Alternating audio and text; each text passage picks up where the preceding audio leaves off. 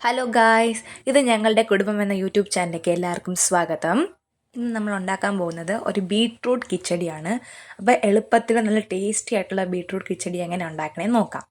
അതിനാദ്യമായി ഒരു medium size വലിപ്പമുള്ള ഒരു ബീട്രൂട്ട് എടുക്കുക.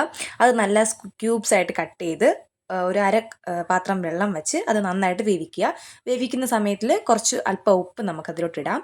അത് വെന്ത് മാറ്റിയതിന് ശേഷം ഒരു ജാർ എടുത്ത് ഒരു 2 പിടി തേങ്ങ, ആവശ്യമായിട്ടുള്ള 2 പിടി തേങ്ങ, അതിലോട്ട് ഒരു പച്ചമുളക്, ഒരു ചെറിയ ഉള്ളി. ഒരു പച്ചമുളക്, കുഞ്ഞു പിള്ളേർക്കൊക്കെ ആണെങ്കിൽ ഒരു പച്ചമുളക് ഇട്ടാൽ മതി. എരിവിൻ്റെ അനുസരിച്ച് നമുക്ക് പച്ചമുളകിൻ്റെ എണ്ണം കൂട്ടാം കുറയ്ക്കാം. ഓക്കെ, അപ്പോൾ ഒരു പച്ചമുളക്, ഒരു ചെറിയ ഉള്ളി, എന്നിട്ട് ഒരല്പം വെള്ളവും കൂടെ ഒഴിച്ച് ഇത് നന്നായിട്ട് പേസ്റ്റ് പോലെ അരച്ചെടുക്കാം. ഒരല്പം വെള്ളം മതി, തീരെ വെള്ളം കൂടാൻ പാടില്ല. ഓക്കെ, അപ്പോൾ നന്നായിട്ട് അത് പേസ്റ്റ് പോലെ അരച്ചിട്ട് വരാം.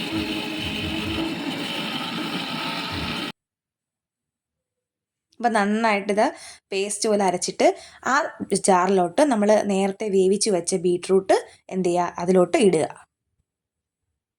അതും ഇനി നല്ല പോലെ നമ്മൾ എന്ത് ചെയ്യുക, അടിക്കാനുള്ളത് നല്ല പേസ്റ്റ് പോലെ ഈ ബീട്രൂട്ടും കൂടെ അടിച്ചിട്ട് വരാം. കണ്ടില്ലേ, നല്ല പേസ്റ്റ് പോലെ അരച്ചെടുത്തു.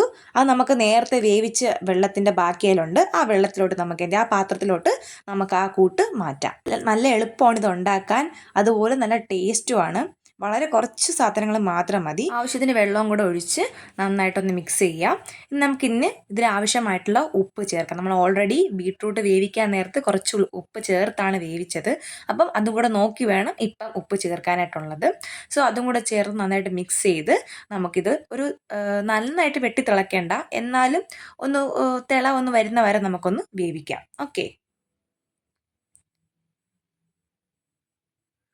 ഒന്ന് കൈവിടാതെ കുറച്ച് നേരം ഒന്ന് ഇളക്കി കൊടുക്കുക. അപ്പോഴത്തേക്കും ചെറുതായിട്ടൊന്നിങ്ങനെ വരും. ഭയങ്കരമായിട്ട് വെട്ടി തിളയ്ക്കേണ്ട ആവശ്യമില്ല. ഇതുപോലെ ഒന്ന് തിളച്ചാൽ മാത്രം മതി. ഒരു 5 മിനിറ്റോളം അതൊന്ന് വേവിച്ചാൽ മതി. കാരണം ഓൾറെഡി നമ്മുടെ ബീട്രൂട്ട് വെന്തിരിക്കുവാണല്ലോ. സോ ആ ഒരു തേങ്ങയുടെയും ഒക്കെ പച്ചമണം ആ ഒരു ഇത് മാറാനായിട്ട് ജസ്റ്റ് ഒന്ന് തിളപ്പിക്കുക. നമുക്ക് അതിലോട്ട് ഒഴിക്കാനായിട്ട് തൈര്, ഒരു 2 കപ്പ് തൈര് നമുക്ക് നന്നായിട്ട് കടഞ്ഞു വെക്കാം. മീൻസ് അതിൻ്റെ ആ ഒരു തരികളൊക്കെ മാറ്റി വെച്ചിട്ട് ഈ കൂട്ട് തണുത്തതിന് ശേഷം അതിലോട്ട് ഒഴിക്കുക. നല്ല പുളിയുള്ള തൈരായിരിക്കും ഇതിന് ടേസ്റ്റ്.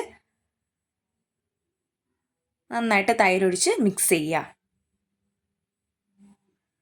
ഇപ്പം നമ്മുടെ ബീട്രൂട്ടിൻ്റെ മുക്കാൽ പണിയും കഴിഞ്ഞു. ഇനി ജസ്റ്റ് ഒന്ന് കടുവറുത്ത് ഒന്ന് ഒഴിക്കുക എന്നുള്ള പണിയേ ഉള്ളൂ. അതിന് നമുക്കൊരു കടായി, ഒരു ചീനിച്ചട്ടി വെക്കാം. ദെൻ അതിലോട്ട് കുറച്ച് ഒരു 2 ടേബിൾ സ്പൂൺ എണ്ണ ഒഴിക്കുക. എണ്ണ ചൂടായി വരുമ്പോഴത്തേക്കും കടുക്, 1 ടീസ്പൂൺ കടുക്, ഒരു ഉണക്കമുളകൊക്കെ നമ്മുടെ ആവശ്യത്തിനനുസരിച്ചിടാം. ഒരു പിടി കറിവേപ്പില. ഇതെല്ലാം കൂടി ഇട്ട് നമുക്ക് കടുവറുത്ത് ആ കൂട്ടിലോട്ട് ഒഴിക്കാം. അപ്പോൾ ഇത്രയേ ഉള്ളൂ ഒരു ബീട്രൂട്ട് കിച്ചടി വെക്കാനായിട്ട്. അതുപോലെ നല്ല ടേസ്റ്റുമാണ്.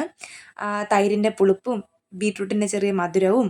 നിങ്ങളെല്ലാവരും ഈ കിച്ചടി ഒന്ന് വീട്ടിൽ ട്രൈ ചെയ്ത് നോക്കൂ. എന്നിട്ട് എങ്ങനെയാണെന്ന് കമൻറ്റിൽ പറയണം കേട്ടോ. അപ്പോൾ വളരെ എളുപ്പമായിട്ടും നല്ല ടേസ്റ്റി ആയിട്ടുള്ള ഒരു ബീട്രൂട്ട് കിച്ചടിയാണ്.